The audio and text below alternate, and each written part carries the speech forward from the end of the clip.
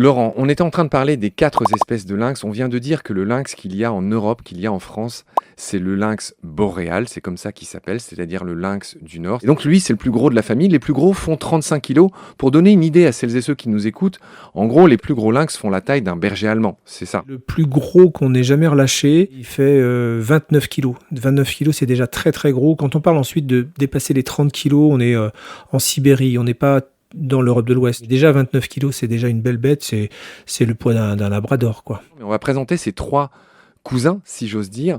J'aimerais, pour commencer, que tu nous parles du lynx bleu, ou lynx du Canada, lynx canadiensis. Qu'est-ce que tu peux me dire sur cet incroyable lynx, Laurent? C'est un animal qui est relativement commun puisqu'il est encore chassé là-bas, il est chassé en Alaska, il est chassé au Canada. Et c'est un animal qui est totalement adapté au Grand Nord puisqu'il a des énormes pattes qui lui permettent de ne pas s'enfoncer dans la neige. Il est adapté au saut et au bond pour attraper justement ses proies. Il a des pattes arrière assez développées. C'est un animal qui est encore une fois trappé, chassé pour sa fourrure également. Ce lynx bleu, il partage une partie de son territoire avec un autre lynx américain, qui est le lynx roux. Le bobcat, c'est l'animal qu'on va retrouver le plus au sud. On peut le retrouver jusqu'au Mexique, en fait.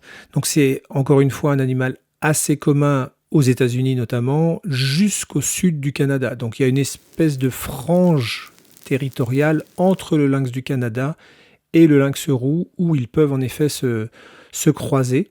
Mais c'est un animal un peu plus petit, qui va lui se nourrir d'oiseaux, de lièvres également, mais un animal qui va être beaucoup plus versatile. Il peut même se rapprocher, dans certains cas, il se rapproche des villes. Il faut qu'on dise un mot de la 4e espèce qui est beaucoup plus proche de nous autres en France, c'est le lynx pardel. Pour commencer, j'aimerais que tu me dises comment est née, si j'ose dire, cette espèce. C'est le résultat d'une histoire assez particulière et très intéressante. Oui, alors en fait, tous les lynx partent de la même souche. Par contre, les glaciations ont fait que certaines populations se sont séparées à un moment donné. Et le lynx pardel est devenu une espèce lynx pardinus, qui est devenue une espèce à part entière, qui recouvrait tout le territoire espagnol et portugais il y a encore quelques centaines d'années, et qui est devenu malheureusement d'ailleurs le lynx le plus rare du monde.